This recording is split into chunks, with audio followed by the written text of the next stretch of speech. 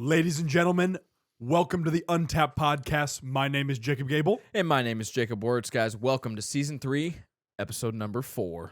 Number Let's 4. Get Get it, dude. Yes, sir. Guys, if this is your first time listening to the Untapped Podcast, thank you for choosing us to listen to while you're working out, driving, walking, whatever you're doing. We actually have 5 main formats of our podcast. First, we have Forging Fortitude episodes. In these episodes, we cover everything to do with the mental side of things, okay? So the overall idea of Untapped is combining the mental side of life and the physical side of life into one business and one brand. So in those episodes, we cover the mental side through anecdotal experiences that we've had with our mindset, with our mentalities. We've also brought on guests before to talk about that. Next format is Physical Vitality, which is what we have today. In these ones, we cover the physical side of things. So we cover the gym, workouts, diet, exercise, outdoor workouts, you name it, we cover it because we've probably done it all for the most part. Pretty much for the most part. Yes. Except for like extreme sports, that's about it. Yeah, right. That might be it. Guys, our final 3 formats are our breaking news formats, which is our last one. That is a current event type of episode. It is how history connects to the current day, how the present day, everything's going crazy, and when you see everything going wild, we kind of sift through that a little bit for you guys, describe whether or not we actually should freak out or not, and we give our opinions on certain situations as well, which is a lot of fun. Drink course. Yeah. And then our next format, our 4th format out of 5, is our Knights Table episodes. Super sick name. Those are our gentlemen or our men-based episodes. Again, we have a very strong female leadership on those, or listenership, I should say. Listenership. Yes. Those are a ton of fun. We talk about how men should be strong leaders, how men should be strong fathers and husbands, etc., and how we're working towards that as well. We kind of want you guys to join us on the journey of becoming strong men and bringing back masculine men. Yeah. Our final and 5th format, guys, is a pretty self-explanatory one. It's our guest episodes, which we bring on somebody who's a fitness professional, entrepreneur, anybody that brings you value, we sit down with and have a great conversation with. We have our next guest lined up. Super excited about that one. Just a few weeks away. Yeah. And our final thing to introduce is our wonderful producer, Mitchell Gable. Just a great introduction. Money What's up, boys? Mitch. AKA Money Mitch. Yes, correct. What up? What up? That's it. That's all we got. Dude, so we're coming off of our first Building Brotherhood meeting. It was freaking awesome. Oh, yeah, we're dropping the name. Yeah. It's sick. It's really cool. Yeah, so guys, basically we had 10 total, including us 3 guys that we had come over to where we have our studio here, and we had our first inaugural, I should say, because I like that word, inaugural Building Brotherhood meeting, and it went phenomenally. It really, really did. I know I felt very strong about it. We had a great crew come out of all ages. We had someone as young as they're in their teens, someone that was over 30, and everything in between. It was pretty cool to have a wide range of ages, wide range of perspectives on different things. Which I think is very important. Super important. Yeah. Super, super important. And so for you men that maybe missed out on this first meeting or you just weren't able to make it, no worries. There will be plenty more. We plan on building this into something huge. We really, really do. And this first one, it went great. And for those of you that did come, guys, we do seriously appreciate you coming out and being a part of that first one because that was very, very meaningful to us. We were very, very excited to be able to do that. So, yeah, dude. Very, very exciting. I can't speak highly enough about that because it's not an easy situation to, gather and talk about feelings or whatever in the world. Everybody thinks that men are, don't do or are supposed to do, etc. And it was a lot of fun to, get together a good group of 10 guys and just spend time as men. Yeah. It was really good. And I can't speak highly enough for those of you that were here or those of you that were, at that night. Awesome. Yeah. Awesome yeah. time. And already learning from each other too. Oh, absolutely. Only within the first couple of hours that we did. I learned within the first person that started talking. Yeah. So, I mean, literally. Right. Yeah, it was pretty cool, guys. So, again, for those of you that maybe missed out on this first one, don't fret. We will have more very, very soon. Keep that interest up, too, because the more we see that you're interested, the more we'll bring you Building Brotherhood activities. Exactly. So, Exactly. 100%. So, guys, today we have our first Physical Vitality episode of Season 3. Again, these are going to be our episodes where we cover the physical side of the brand. We're actually going to have part 2 of an episode that we did in Season 2. I'm sure you remember the number, so go ahead and plug Season 2, Episode 19. There you go. Is part 1 of this. Yeah, just rattles it off. Yeah, you and me, Mitch. Granted, I did look this one up before, yeah, but still. So that's, yeah. So, yeah. But we did part 1, reasons why you're not gaining muscle. Today, we are going to finish that with part 2 for our first physical vitality episode of season 3. Oh yeah. We want to hit hard on this, guys, because we really enjoy this topic because gaining muscle, especially as a dude, we want to get jacked.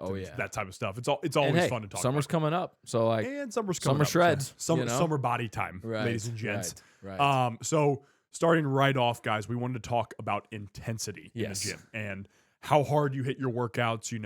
Are you going 80% of your 1 rep max? That type of stuff. We can go intricate, or we can go, are you working hard in general in the gym? Right. And that's what we want to hit on. So intensity starting off with right away, guys. I see a lot of people. So the first thing that's always talked about when it comes to strength training, or one of the top things that's always talked about with strength training, is how much rest you're getting, how much you're letting your muscles recover. Yeah, that's a good one. Which is awesome, which is a really good thing to talk about. What I see as an issue, though, is that we do not talk about how a good portion of the gym population does not train hard enough to warrant proper rest days. Yeah. A lot of times, a lot of people come into the gym and again, they go through the motions. They don't come in, put the hoodie on, the headphones on, whatever, and just get after it. Right. That's the type of intensity we're talking about, guys. And we're here to encourage you to up that intensity. And you notice I mentioned something called 80% of, 1 rep max, or 80% of 3 rep max. That is a great way to measure intensity. So, for example, let's say your 3 rep max on dumbbell bench press is 80-pound dumbbells. Sure. Cool. You can hit 80s for 3 reps. Awesome. Now, if you go 80% of that, which I'm not going to do the math off the top of my head here. Mitch, you're smart. Yeah, Mitchell's intelligent. What's 80% of 80 pounds? Don't ask me. Oh my, you're sitting on a computer. We tried. So, guys, let's say that's 60 pounds, right? Let's say that's your intensity rating, and you're going to do 10 reps at 80% of your 3 rep max at 8, which is 80 pounds. 60 pounds, do it by 10. So that way you're actually tracking correctly or not if you are training hard.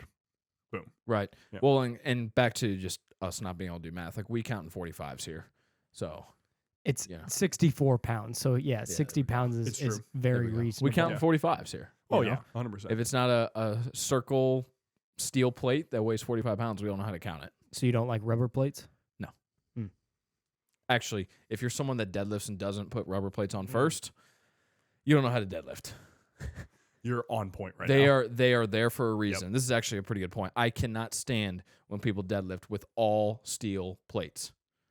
It annoys me. And the reason rubber plates are there is because they don't break. Yes. And they can be dropped. Those are called the bumper plates, guys, for those of you that don't know what the hell we're talking about. Yeah. And if you're sitting there dropping metal plates and dropping those with heavy weight, especially if you have, 315 on there, even 220, even one plate, 1, 2, 3, 4, 5, it doesn't matter how many plates you have on there, and you're dropping that, like, over time, those plates will break down, 100%. and they are not cheap. 100%. At work, we just went through massive renovations, got all new weights. Like, this stuff is not cheap. Yep. So please put the rubber plates on. No, that's a really quick side rant, but it's true because it's the same thing as people who just drop their heavy dumbbells that aren't meant to be dropped like that and stuff like that. Yeah, too. right. If you just throw them on the ground if you're done something like that. Yeah. Or you're using 20-pound dumbbells and then you drop those like they're 120. Exactly. If you're going to be dropping dumbbells, they better have three digits on them. Kind of true. Also, actually. Control the weight though. Yeah. Don't drop dumbbells. Yeah, that's one thing I wanted to point out too, guys, because we're talking about intensity right off the bat here. Don't take that as ego lift. Don't take that as pick up the heaviest weight possible, and you're like, oh yeah, my 80 pounds is my 3 rep max, so I can definitely do 75, and that's my 80% of for 80. 10 reps. No. Right. No. Right. Check yourself. And then work hard. And use a spotter if needed too. And use a spotter. If you want to try doing the 75s for 10s and 80 is your 3 rep max, like go for it. Yep. But you need to have someone there. You need to have a spotter, or if you're, like Will is actually a good example of this. Will Bates. Yeah. He puts those pads next to him. Right. Yeah. So like if you want, you can put like 2 box pads next to you and like drop the dumbbells on that, for example. Yes. There's a lot of options to be safe about. To be safe and again to protect the equipment because yeah, I'll say it again, this stuff is very, very expensive. It's also not your equipment. Right. So now, if you're the take care gym of owner, like you can do whatever you want, I guess. Yeah. But Personally, if I'm the gym owner, I'm not throwing anything on the ground. No, definitely not. Because I can guarantee you, every gym owner probably knows the paycheck that comes out for these equipment is not a fun one to look at. Right. Like when we have our gym, the only time we're dropping it is $495 on deadlift. That's gonna be you. Yeah, you're the one that lifts heavy as hell on deadlift. I am deadlifting again. Yes. No, you're a beast at it. That's why I wanted to point out. Not $495. I can tell you that. Dude, four plates though. That's no joke. Are you kidding me? You mentioned it on intensity. does it make sense to always have a spotter? I feel like I definitely am more comfortable with lifting heavy with a spotter, and I feel like I can push my intensity that way. Is that a good way to consistently have intense workouts? For sure. And there's definitely a mental aspect to having a spotter as well. Because if you go into a lift worried about, man, can I do this lift? And then you end up doing 6 reps and your spotter didn't actually do anything. Like it's more of a mental thing. You know, it's a mental barrier. Oh, yeah. Obviously, there are times when your spotter has to intervene and has to assist you, but sometimes it just gets you past that mental barrier. You know, everyone's encountered that 100%, you know, and you know, there's times where you and I have worked out together and one of us thinks we need a spot and it's like, oh shit, like I got this, you know? And the thing is, like you said, that's the beauty of a spotter in general, because there's a mental aspect of it too. For sure. Because if you know I'm there to spot you, if you're like struggling on a rep, you start knocking out reps easier because you feel safer a lot of times. So it can, a lot of times, guys, that's a great question, Mitchell, but a lot of the times it can depend on the person, whether or not you need a spotter in certain situations. But for example, like if I'm going for something that's like 5 reps or under on a set, I usually aim to have a spotter. For sure. If Now, I can. It depends on the movement too. Like, for Yes. example, like a bench press is one of those that it's obvious you need a spotter. A deadlift, I mean, you got to have somebody watch you, but they can't really help in that scenario. Because you just, in that situation, Yeah. you would just drop the weight. Yeah. Yeah. There are certain lifts that you're going to need a spotter on. Again, bench press is included in that, pretty much every bench press. You could actually use a spotter if you want to push yourself past a certain level on like lat pull downs and weights Definitely, like that. Yeah. Or go to failure, force yourself to go to failure, stuff like that. Exactly. So that's another spot for it. Yeah. And actually, while we're on this topic, spotter confidence is a thing as well. Okay. So if you are the person doing the spotting, and this is very, very key, because I've asked people to help spot me on certain things, and they're like, oh, I don't know if I could do that. And I literally tell them, I was like, hey, I need you to be confident so that I'm confident that I can trust you, because there's a level of trust that has to be there. So, for example, and there's also different ways to spot. So let's talk about a military press or a dumbbell bench press. So both of these are, you're using dumbbells. So dumbbell military press, aka shoulder press with dumbbells. AKA shoulder press, yeah. Or dumbbell bench press. Do not spot someone at their elbows. That can be incredibly dangerous for the person lifting, because if you do not properly lift straight up on the elbows, it can force them out. For those of you that are on video, you're seeing me going out, and then you can literally destroy their shoulders, their elbows, anything. So grab their wrists, okay? Grab their wrist, nice and strong. And you can even do this if they don't want help. It's still just a stabilization thing that also mentally will help them. You may not actually be physically lifting the weight, but giving them that stabilization on the wrists is the proper way to spot someone on those types of movements. For a squat or for a barbell bench press, either full hand or like a 2-finger lift on the bottom side of the bar is really where you should be. For squats, you can spot the body. Yes, and that's where I was going. You can almost squat with them in a way and put a hand around them on their chest. It'll kind of keep their chest backing up. It'll keep their back tight and strong as well. But if you're going to be spotting someone, you have to be confident as well. It's not a matter of could you squat 315 if this person's attempting that, but can you assist this person while they are trying to do this movement? And that's the most important thing. No, that's great, dude. Yeah. Probably ending point on intensity here, guys. Do not be afraid to lift heavy. Like that's a big thing, because again, that's what I'm talking about when I see that intensity is a very lacking part of a lot of people's training. And again, like everybody's like, take your rest day. You taking your rest day, bro? And it's like, if you're not training hard enough, it's kind of pointless to take that rest day. It's like that's like thinking you need 10 hours of sleep when the night before you got 15 hours of sleep. Like snoozing. Yeah, just snoozing. 15 out. Bro, I couldn't do that. That's only if I'm sick. I think the last time I slept like that is if I was sick. Yeah. Like super sick. But that was like 2 Are you a years ago. cat? Yeah. I wish. Huh? I'd be sick. Be like a lion. Yeah. Anyways. But this point is especially important for girls. That's what I was about to hit on, because again, this was more of a 2000s type of thing. Or 2000s, like early 2010s. We are still in the 2000s. Smart ass. Unbelievable. So it's 2023. Early 2000s. Early 2000s, guys. Before 2010, early 2010s. This was a very common thing where women were basically told that they shouldn't lift heavy because it's going to make them look like a dude. Right. which we already talked about looking like dudes. It's not a good thing, of course, but it's not possible with lifting heavy. It's also not going to happen, right? It's not like, right. Let me say this. Ladies, you don't have the hormone complex, which you are biologically different than men. I know I'm a misogynist. We talked about this last episode as well. I get it. But you are biologically different than men. If you lift heavy, you will not have the same physique as some bodybuilder dude. Right. That is running trend. Right. Not going to happen. Or comparing yourself to the female bodybuilders that might also be running things, Also because that running is Anavar, common as yeah. well. That Yep. is a thing. And that's nothing against them, but if you are just a normal person that is trying to be in shape, you will not turn into that. And Exactly. that's very, very important. Yep. So you need to lift heavy is the point. You need to do that to get that physique you want, to tone up the muscles you want, because you see that a lot on TikTok and Instagram as well, like how to get toned legs, for girls and stuff like that. I always hated that. Yeah, which Yeah. I think it's awesome when girls are trying to help out other girls that have noticeably gone through lifting heavy, have made a physical change in their body. Like I do think that's awesome in a way. Yes, it is corny at times, but I do like seeing that, because it's like, yes, like that is true. You do need to lift heavy. Like you do need to do that. You should not avoid it. You also need to eat right, just like dudes need to eat right. There are similarities, but like he just said, guys, the biological complex is different. Okay, so you won't turn into that if you lift heavy. So It's just the truth. yeah, Yeah. very, very important point there, I think, for the females. 100%. 100%. Yeah. If you want a big butt, do heavy RDLs. Yeah, yeah.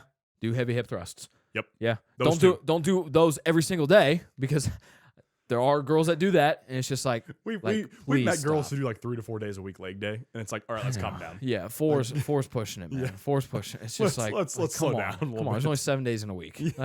No, I mean seriously though. No, I know. Holy crap. Yeah, yeah. Anyways, guys, so that's our intensity. Just like for point. you dudes that do curls every single day. Yeah. Stop. I love big arms too. Don't get me wrong. Right.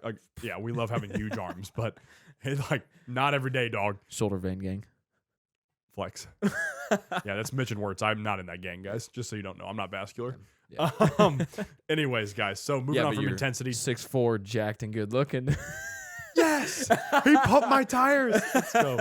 Thanks, Wurtzy, as usual. But guys, ending point: train hard, lift heavy, lift intense. 100%. Train intense. So, guys, the next one is our progressive overload point, which our main thing we want to talk about with the progressive overload, because we kind of hinted at it, I think, in part 1 a lot, is the idea of actually tracking the stuff you do. Yes. Tracking the workouts Tracking you do. your lifts is Yes, what we're talking about here. tracking Yes, the lifts. Like yes. again, what did we talk about with intensity? We said, your 3-rep max is 80 pounds. Sure. Next time you go for 3-rep max and you hit 85 pounds for 3 reps, write that down. Yeah, right. That type of thing. So you can see progression in your lifts. And that's going to be a very intricate thing. Again, people say intricate. It's not that intricate. But people consider writing down stuff or tracking stuff sometimes like, whoa. When in reality, it's important to do that. It's very, type of very stuff. important. And there's a lot of different ways you can do that too. Like there's several apps that you can use that are free. Yep. I happen to pay for an app that I really enjoy using as well. But like a free one is Train Heroic. That's what we use at my work. The actual app is free. And I think I don't have a ton of experience with the app as far as the programs that the app has on it. But I do believe there are a lot of free programs on there. I think you're right. The way I've used it personally was I paid for someone else's program and they loaded that into Train Heroic for me, which is how we do it at work as well. Like obviously someone is paying for our training, our services, and then we load our program into the free app. So that probably sounds confusing, but my point is for free, you can just customize your own workouts, put your weights and reps and all that in there, and it will remember it for you next time you do that. So if you put dumbbell bench, 3 reps, 80 pounds, later that week when you're doing push day again or when you're hitting chest again or the following week, whatever, it'll say last 3 reps, 80 pounds. So it'll remember it for you. So really, really, I think it's a great app. It's very user-friendly. I think Trainerize is another one. Trainerize is another one. Team Builder is another one. There's a lot of apps out there. Some paid, some free, some with aspects of both of those. But you also don't have to use an app. If you want to write it down, there's a ton of people at House of Pain that literally carry a notebook around and they write down their lifts, just pen and paper. I think that's a great way to do it. I love the old school type. 100%. Yeah. Do I do it as much? No, because we have Train Heroic and we know how to use it pretty well. But writing a notebook down it's a great way too, because you can tangibly have something in front of your face. It's the same thing as like writing down your goals or notes for the day or 100%. tasks for the day, that type of Yeah, thing. yeah, It's yeah. much more tangible than Yeah. having an app sometimes. For Yeah. sure. I've seen people use notes on their phone too. Yep. Same thing. So you're typing it in. I think that's probably the most, it's not complicated, but probably the most complicated way, just because to organize it correctly would probably take a while as far as doing it on your phone. A pen and paper, you can draw a graph or you can draw lines to keep it all organized. The apps obviously do it for you. The First Form app's another good one as well. What's interesting? Those of you that are runners, I'm just kind of like on the line of training and tracking stuff. Those of you that are runners, there's an app called BPN Training, which some of you probably heard of. BPN supplements and whatnot. I would assume Bear Performance. Bear is who you're Performance talking about? Nutrition. Yeah, okay. I didn't know this. They have a free app where it allows you to track your running on there Oh, as that's well, cool. or they have free running workouts to train for a marathon or a half marathon on there. So very cool. That's a cool little free resource too. What's the one you guys use for? Strava. Strava. Okay. Strava's I've heard a lot like of people use that. Biking too. and running. Strava's good because it's basically a workout social media app. I think you can track lifting on there actually too. It's just less intricate. The biking and the running is a little bit more detailed It's purpose tracking. kind of. Yeah. Yeah. That's pretty cool. Strava. So that's another one. Yeah, you S guys are. S3E4. Yeah. It's also cool because you can get a ton of data points for it, specifically around biking, because you can actually load in technology. So I have cadence sensors on my bike, so you can know the cadence of how fast you're pedaling, your top speed, This guy. how much power you're producing. So in wattage, Very cool. how far, time. Yeah. I have a heartbeat sensor where I wear it, so average heart rate over. It's cool. Yeah. It's just a lot of data points that you can judge, and it's another one of those progress trackers. Well, and those types of those super detailed data points that you're getting. Obviously, not everyone needs that kind of stuff, but for those of you that might be training for a triathlon or a big 100-mile bike race or whatever, a big event, you should have those things. People that train for bodybuilding shows, something that's very important for them is LISS, low intensity steady state cardio, which is basically, and you might know this equation a little bit better than me, Gable, but you take your max heart rate and subtract something from it. Oh, so are you talking about basically to optimize fat loss? Yeah. Okay. So you're talking about the max heart rate times 0.8, I believe it is. Yes. Yeah. That's what it is. It's max heart rate times 0.8 are 200 minus. I know. 0.8 I don't use this a lot personally with my clients, so it's just kind of escaped my mind here. Yep. But the point is it'll tell you your heart rate range that is going to be best for your optimized fat loss. So rather than going out and running a whole bunch where you're going to build up a lot of cortisol potentially, doing that more lower intensity, still going for 30, 45, 60 minutes, but at a lower intensity could actually be more beneficial in that standpoint. You can also actually get tests done where you get your VO2 max tested that and as whatnot well. too. Yes. There's cycle ergometer test, there's the Wingate test, that type of stuff. Those track. Wingate is max VO2, which is how good your VO2 is in a 30-second window, which is I've done it 2 times. I think it's horrible. I thought I was going to puke after it for 30 seconds. Then the cycle ergometer test is a 60-minute version of it. That is, there's 4 different stages in it, and it basically tracks, your VO2 over that amount of time. Right. So that's a good way to get a longer range VO2, but the Wingate test is a little bit more short range. Could InBodies help as well? Yeah, that's tracking more progress. For progress, yes, 100%. Yes, that's more going to tell you what your BMR is, so your basal metabolic rate, which we've talked about that. But all that is, guys, is if you were to lay in one spot for 24 hours straight, how many calories is just your body going to burn on its own in that time period? Right now, mine is just over 2,100, which is kind of insane. So if I just sat in this chair for 24 hours straight, didn't eat, didn't move, nothing, my body would burn 2,100 calories on its own just sitting here. So it'll tell you that. It'll tell you your skeletal muscle mass. It'll tell you how much each arm, each leg, your torso, how much muscle is in those, how much percentage of muscle is in those. It'll tell you your body fat percentage. It'll tell you your weight. And the better or the higher up in-body machine that you have or that the place has, the more it'll tell you. But it'll tell you your water weight that you have, and it'll obviously the better the machine, whether it's in body or the hydrostatic wane, yeah. the DEXA, those will be more on point. Yes. They'll leave less error ratio, of course, too. For sure. Because it's technology, guys. Like, there's always going to be an error ratio, 100%. Of course. But yeah. Same with like the heart rate monitors. There's always a little bit off of the heart rate and whatnot. 100%. Yes. Your Apple Watch is not 100% accurate. On calories, especially. Right. Yeah, that's always one thing a lot of people miss. Yes. They think they burnt 700 calories in 30 minutes. It's like, no, that's not a thing. Exactly. Right. No. It's fun to use. Like, I wear one. Like, I see all the rings and all that stuff, but yes, exactly. You did not burn. It's cool because it's a great way to track stuff. Like, that's for sure, that's and a it'll great keep you thing, tracking accountable too. 100%. Yeah, you can do little competitions with people. Like, it's fun. They can make it. You can make it fun. As far as the InBodies go, I think it's a great place to start. Yes. Now, Yes. if you live and breathe by it, like, be careful because of the error rates on it. And if you are going to, like, I scan every week on it personally at my S2. I go at the same time every single week. I come in on an empty stomach. I come in after a workout. So I keep it consistent. Now, if you want to go at 7 p.m. every time you scan, that's totally fine. But do that every single time because at 7 p.m., you're going to have almost a full day of eating in you. When I go, I'm going to have really nothing in me. So you just have to be consistent in order to get the most accurate numbers you can. Yeah, the InBody can then curate it to the correct number. Exactly. That way. Yeah, 100%. Exactly. Yeah. Yeah, and that's overarching techniques, guys, to track stuff in general. Whether it's a workout app to track your workouts, like we just said, body composition machines, apps for tracking cardio, that type of stuff as well. More aerobic activities. So that's we kind of wanted to go over that just because that is a little bit more intricate when it comes to tracking stuff, and that comes after, for me. Tracking stuff probably came like 2 years into my journey. I felt confident on tracking everything. And I think you started earlier in that because I encouraged you to start earlier in that. Yeah, probably. Because I realized I didn't. I should have started earlier in that. But like, after like 6 months to a year, a lot of times people get used to it. They're like, okay, I want more. I want more detail. Right. And then this is some of the stuff you can use to do For that. sure. Yeah. And we both highly recommend that you do find a way to track your lifts so that you can properly, progressively overload your lifts. 100%. Very, very important. Yeah. Our final point, guys, is being consistent. Yes. This one you probably could have guessed. A lot of people would probably guess this one. It's just that they have to execute it first, of course. Right. Let's say, again, we talked about using workout apps. Let's say Wurtz and I are on an 8-week split.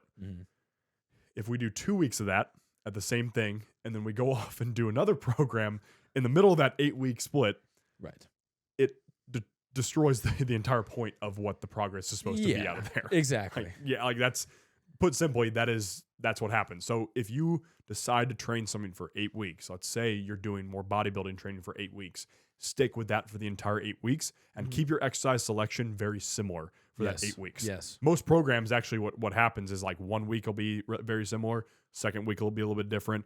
Next week will be the same as, the first week. Second or fourth week will be the same as the second week, that type of thing. A lot of times that's a common structure that we've seen and we put together a lot of times too. Yeah. But your exercise selection should be very, very similar for those 8 to 12 weeks on a normal program. 100%. Yeah. And that's a good way to tell if a program's going to be good or not. Yes. So if it switches, if weeks 1 through 4 are all completely different, more than likely you're not going to see great results because you're not able to progressively overload your lifts throughout each week. I've been using the First Form app for a few months now. So this is also another thing too. Like, what we do every single day is program people and run people through programs. So even ourselves, sometimes we use other people's programs because sometimes it's just nicer to follow someone else's program, and it also gives you new ideas. That's the biggest thing is like it helps me become a better trainer when I can see other trainers programming stuff too. Yeah. So I really enjoy following other programs. We followed Brock Wilson and Jeff Lavecchia both. Definitely give them a shout out because they both make phenomenal programs. But it allows us as young trainers to grow and learn more, just like you just said. But over the course of the First Form programs, anyway, I think they're all 8 week, or at least the ones I've done.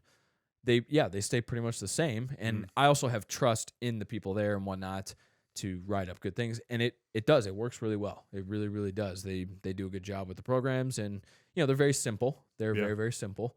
Nothing too intricate or anything like that. But again, sometimes it's just nice to follow a program. It Absolutely. really is. Yeah. But the main point being, be consistent on a program for at least, at a minimum, 6 weeks. But it needs to be more 8 to 12. Yeah. It really, really does. If you 6 weeks is definitely a minimum. Yes. And that's only a month and a half. But really, it should be at least 8 to 12 weeks.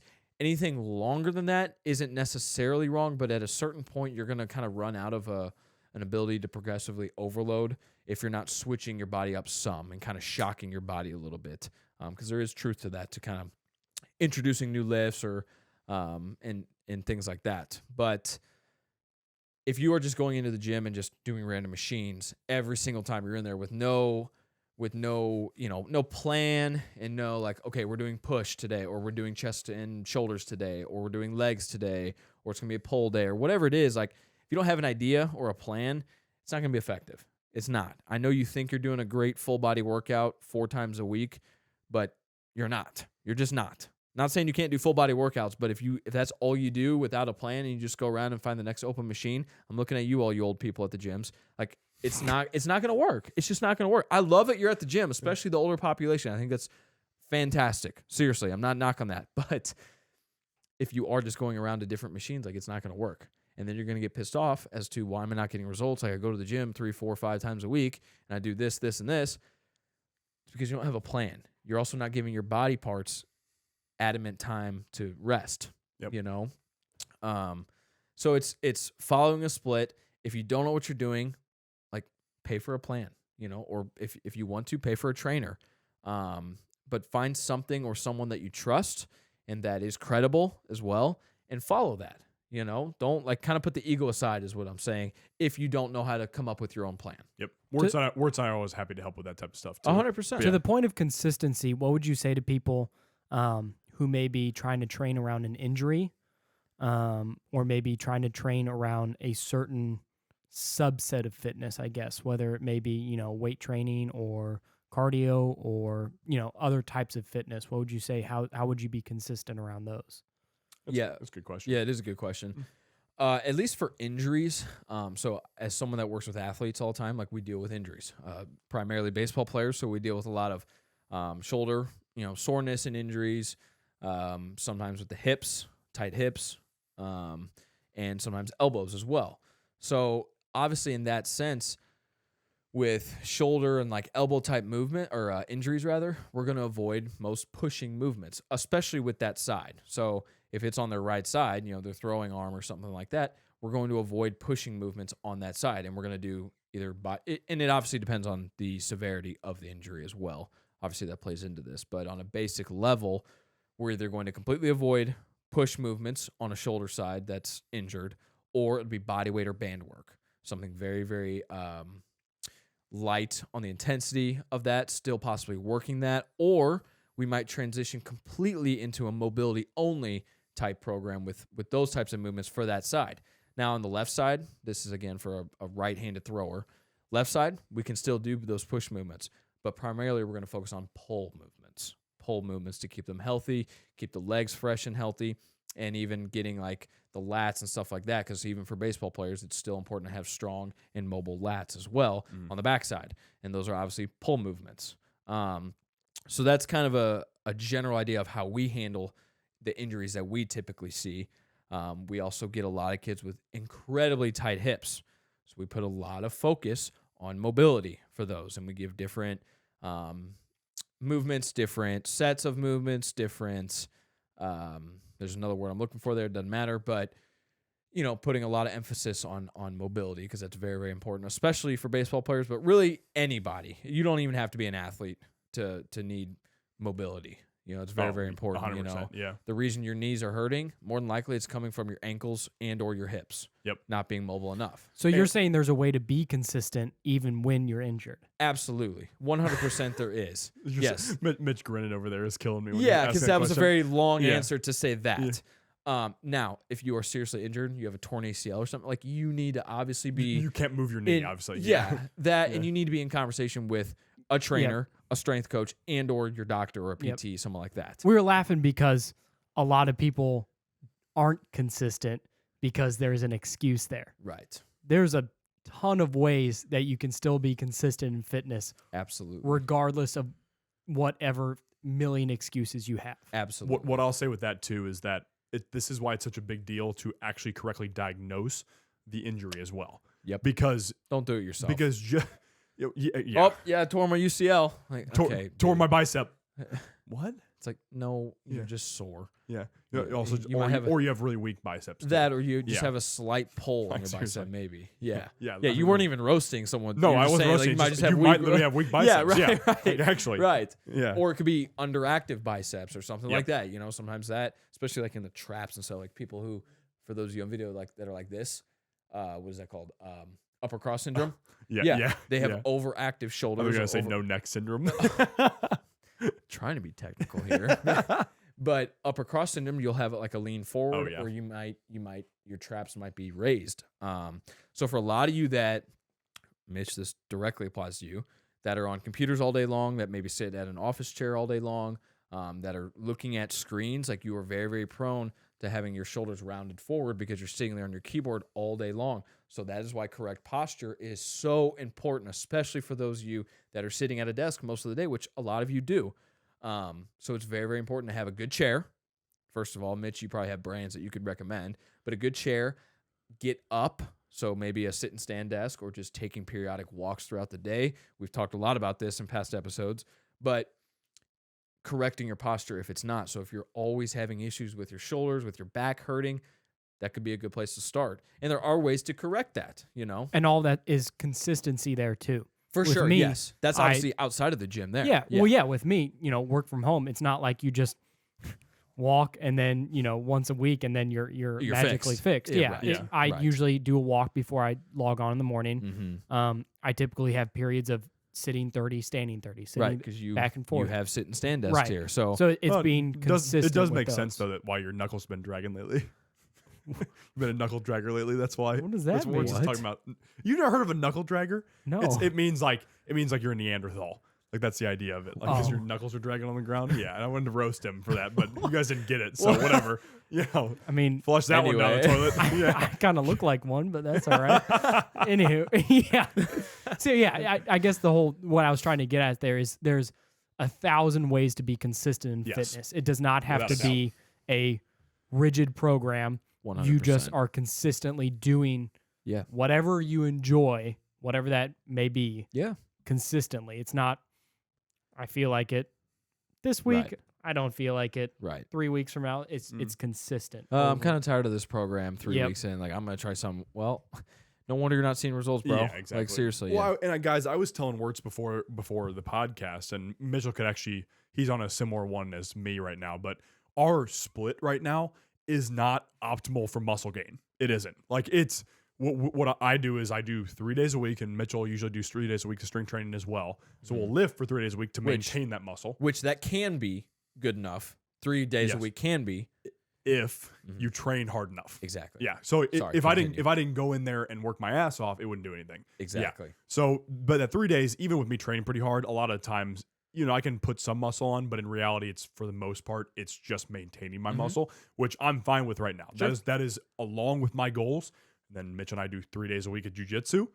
So there's your cardio. So there's super And hard strength. Oh, and no strength. doubt. No Super doubt. hard cardio with jiu-jitsu 100%. But we also do 2 days a week usually. Well, Mitchell 2 days a week. I'm usually 1 to 2 days a week of mountain biking. Mitchell's 2 days a week or so. I'll run 1 or 2 days a week usually. So for me, I like to be like really hybrid right now and do a lot of different things. So but I'm also really aware that that's not, my muscle gain strategy right Right. now. Like I'm in a different goal strategy right now than somebody who's Exactly. trying to put on a lot of muscle. but we're happy with that. And Yes. we're not getting burnt out. We're Yep. not getting tired of it. We can, We're for right now, consistent we with can it. consistently do that for forever because we're not getting tired of that. I mean, Sure. we've been going to the gym long enough where, you can mix it up, but you kind of get bored of some stuff. And whenever we're at the gym 3 days a week, we are all in because we're there 3 days a week. Yeah, exactly. And that kind of goes back to the intensity thing. Mhm. Jacob and I usually work out together with a spotter, and we go to this gym sometimes in House Springs, Missouri. Complete Fitness, shout out there. Shout And- out Sick Tony and place. Chuck. Yeah. Yep, sick yep. place, We're yes. doing. They opened a new one, actually. Yeah. Yep, Oakville, Missouri. Yep. I was doing a dumbbell bench press, and I've never been the strongest guy, but I was able to throw up 90s on dumbbell bench press. But yeah, it was but impressive. that was very intense. I was doing that for 6 reps, but I was giving it my all. Mhm. I also had a spotter there, so I feel like I had a lot more confidence, and that because that 3 days a week, we can go balls to the wall those 3 days and still get, out, some person's going to the gym 5 days a week, but they're only given 50% while we're at the gym 3 days a week and we're giving 100%. We're going to be ahead of that person, even though we're going 2 days less. For sure. Yep. For sure. And obviously on the flip side of that, like I'm someone that I'm strength training 6 days a week, and obviously seeing great results as well and mentally feeling good about that as well. So it's very individual based here. That's we're perfect examples of that right now, which is the beauty of it. Exactly. And it shows you can still go to the gym 6 days a week and train intense. Absolutely. Like in your case, 100%. Yeah, absolutely. And none of us are flaming each other for, you worked out 6 days. Exactly. That's something I've never, you guys see it more probably than me. We do. I've never understood that. To roast each other. It's people who embarrassing. poop on forms of fitness. Like, what? Why? Why? Yeah. Exactly. Other than CrossFit, of course. Yeah. Yeah. This is your official statement from Untapped. Do not do CrossFit. Sorry, Derek Wida. First Form's going to hate us for that one. Yeah, no kidding. No kidding. CrossFit can be fine. Like, it's just some of the people in the industry are annoying about it. That's all. It's also like a lot of people come join it and then they don't work on their form right off the bat and then they get injured. And they get hurt. They're like, why was I injured? Because you were doing kipping pull-ups and you were flying off the bar. Yeah, and or you're trying to throw... shattered your shoulders doing that. Yeah, you're trying to throw 250 pounds on a bar above your head. Yeah. And like you just don't have the strength for it. Like, I wonder why your shoulders are hurt. Like it just... So it's not the workout program, the type of working out you don't like. Sure. It's the culture surrounding that. Some of the culture. Yeah, not all of it. Gotcha. Not all of it. Like we know some people that we're very, very close with that do awesome. Yeah, exactly. Derek White is one of them. Like he's a freaking savage. Dude, yeah. Yeah. Killer. But exactly. Like you said, Mitch, we're all very good examples of the different ways that you can be into fitness. Now, for someone that's just starting out, like pick one of those things that we all just mentioned and be consistent about it. And then when you get to the point of like, all right, I need to step up my intensity, let me throw something else in. Okay. So that like get to that point, get consistent with one thing, then add in other things and keep that intensity high. If you start to, even though this is not real, if you start to plateau, again, it's not real. That means you need to pick up your intensity and you need to progressively overload. Yeah. Track your weights. Exactly. That's why you think you're plateauing, is because you're not giving as much effort as you think you are. Boom. Or your calories are messed up too. And obviously that could be an episode on its own. But yeah, don't be afraid to try new things, try different things, incorporate different things. Your goals will change. Like as you go they, along in they fitness, should change. They naturally should. 100%. Yeah, they have to. Because once you're 60, your goals are going to be different than when you were 25. Absolutely. 100%. Yes. Yeah, that's allow your goals to fluctuate, allow them to, have a flow state of different type of goals. Whether you're a hybrid athlete, whether you're a bodybuilder, whether you're a power lifter, whatever. Yeah. Whether you're a mountain biker purely, whether you're an aerobic athlete purely, whatever. Yeah. Yeah. 100%, dude. Yeah. Guys, that was all a lot that we just threw at you about reasons why you're maybe not gaining muscle.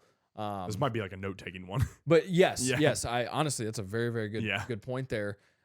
Go back and listen to each individual point there and pick different things out. If you have questions, I'm sure some of you will, please reach out. To us. Seriously, please reach out. Text us, DM us, call us, whatever. Like, we would love to help. This is what we do every day. This is what we do, and very different populations too between the two of us here. But please reach out if you do have questions based off of this, because some of it is bound to be a little confusing to you, or it's just a lot. So you might want us to break it down a little bit more. Guys, we would be more than willing and more than happy to help you. So please don't be afraid to reach out. At the end of all of our episodes, again, this is for you maybe first-time listeners, Mitchell, our wonderful producer, Money Mitch. Wonderful. Thank you. Yes. Will ask us a Q&A question that is asked by you guys, the listeners and the viewers, that you guys submit to our email, to our DMs, comments on YouTube.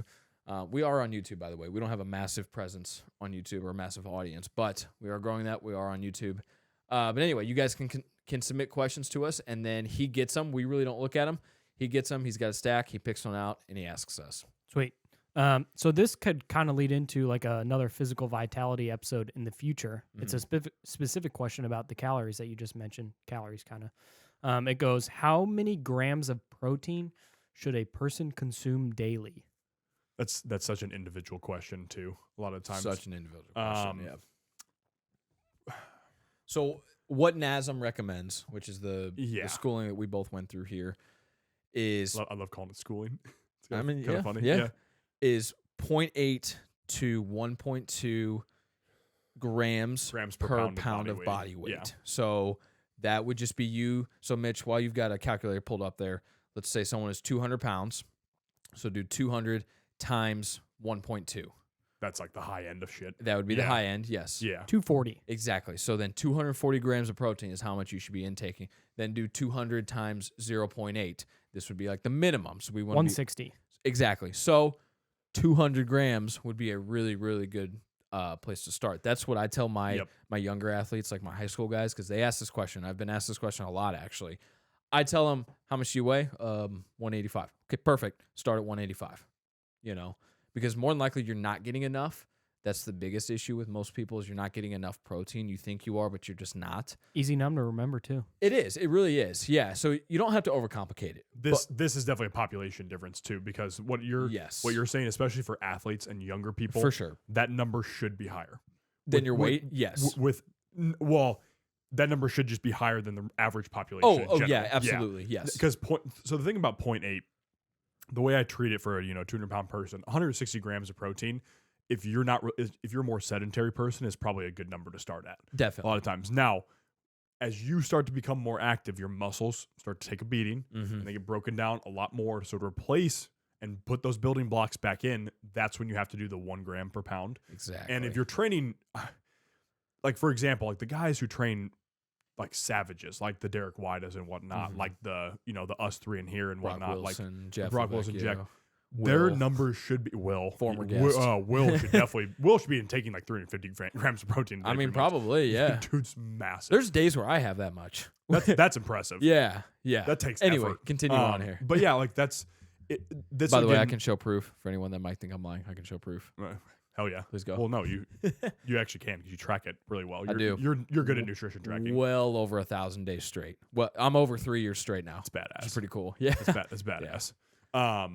Actually, really quick question off that. Do you track your alcohol whenever you drink? Yeah. Nice. It's all it. I use MyFitnessPal. I don't pay for any of it. I use the free versions of it all, and yeah, I do. I just wanted to say that for those that like think they can't. I don't want to put it in there because I don't want to see it. Oh, dude, there's definitely times where I'm just like, man, like I know I shouldn't have had this much to drink or shouldn't have eaten this much, and I definitely get nervous to put it in there, but I do. I do, honestly. Nice, yeah, that's good. Yeah, and so guys, on the protein conversation, just kind of finishing this off a little bit. Again, 160 if you're a 200-pound person, or that 0.8 mark for most people is probably a good starting point for a lot of you because again, most people are getting a very low amount of protein. They don't realize it. Right. Most 200-pound people that are regular Americans, 200-pound people, regular citizens of the world. For those of you that are international listeners, they're probably getting like maybe 100 on some good days. Because remember, the nutrition labels say like 50 grams. It's like the daily allotted amount. Oh yeah. Yeah. Right. Like that's like 100% of your protein goal. Yeah. And they also the 2,000 calorie recommended for a lot of people is low. Now for some people that's perfectly fine. But probably for American diets it's probably yes. But like I said earlier, in the episode, like that would be too low for me. Oh yeah. If I only ate 2,000 a day, like I would cut at way too fast of a rate. All three of us, that would happen. 100%. Yeah, because even somebody at Mitchell's size being 5'9", 170, right? Yeah, I'm sitting at 170 right now. So like even at somebody at your size, 2,000, and you're very active and you're very all the time you're moving. You're pumping up the height for me. I think he's 5'9". He keeps telling me he's not. He keeps saying he's like 5'7". I'm like, no, you're not. Guard gnome out here. Oh my god, that's brutal. Compared to us, yeah. But see, but or it's just torched his ass. Oh my god. But see, someone with Mitchell's size, which is more average, closer to average than what we are. That's not a flex. That's just a fact. We're just huge. But right, we're massive. But someone like him who is still in very good shape, like his BMR is just going to be lower than what ours will be purely because of weight and muscle mass. We're going to have more of that naturally because we're just bigger people. So 2,000 would be extremely low for us. It would still be low for you, even with you being very, very active, it would still be low for you at 2,000. So again, like the recommended amounts of stuff usually is going to be too low. They're usually sus. Yes. Yeah, Yes. they're very questionable a lot of times. Again, very individualistic, of course. Yes, but the protein for the most part you can put between that 0.8 to 1.2. yes. And as your activity level goes up, increase it closer to 1 to 1.2 grams per Yes. pound of body weight, that type of thing. Yeah. Because naturally you're going to have more muscle damage at that point in time. For sure. Now, if you're trying to cut, going at 1.2 is going to be tough unless you eat no carbs and no fats. Yeah, a right. lot of times. Right. Which you need to, like, this Yeah. is something I had to learn. You know, this Yes. go around Yes. this year so far of me cutting, which I have cut a lot, but it's been the right way. I'm still eating carbs and fats and lots of protein. Like, I'm Yep. not even kidding. There are days where I'm still over 300 grams of protein, which is a bit unnecessary That's for me. sick. But it's also how I've been able to maintain a shit ton of muscle while cutting. Like yeah. I have. There's even times on some like 2 week to 2 week where I'm going up in muscle but cutting the body fat, and that's exactly what you want, honestly. But you still need to incorporate the carbs and fats is the point there. Yeah. And now if you're training for a certain event, whether that's a bodybuilding show or more of a triathlete event or something like that, you might have to push your protein past that 1.2 up to like 1.5. And again, that's a lot. That's a lot, but sometimes it is necessary. Yeah, if you're You one know? of those savages doing triathlons and shit like that, like that's Yeah. you're gonna need it. Yeah. Yeah, your body's gonna be like, holy crap, what's going on? But if you give it that Exactly. protein, it's gonna like you a lot. 100%. Yeah. No doubt about it. Yeah, Yeah. dude. That was a really, really good question. Fits perfectly into this episode. It's a good choice there, Mitch. Guys, a lot of really, really good information on things that I think people have a lot of questions about as far as the general population goes. So a lot of good information in this episode, guys. We hope that we helped you out. We certainly think we did. We appreciate you listening. Please share the show. Again, Spotify and Apple make it extremely easy to share the shows to your Instagram story. So please do that, guys. It's very simple. It's very easy. It's free. It costs you nothing to help us grow, and that's exactly what it does. It helps us grow. It helps our message get out to more and more people. I was gonna say too, guys, if you guys enjoy like one format over another, you know, let's say you're a breaking news person because you really like all the current event stuff, awesome. But please share the show when it comes to other formats as well, because Yeah. all these fit into what we're aiming to do here as well. Right. And they all kind of connect, whether it's the breaking news, the forging fortitude, the breaking news, the physical vitality, those all connect. Yep. 100%. So if you guys are sharing shows that are, you know, breaking news, share those shows that are physical vitality or forging fortitude or Knight's Table as well. Yeah. Yeah. What's the YouTube?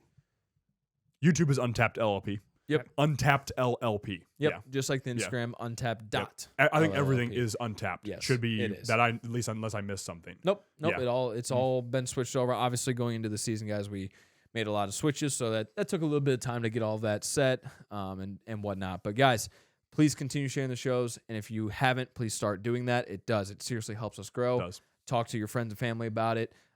Send it out. We're able to see the numbers. We are continuing to grow at a very fast pace, and it's very, very exciting. But the more you guys do that, the faster that goes, and the audience gets bigger. So, guys, until next time, peace and love. Thanks, guys.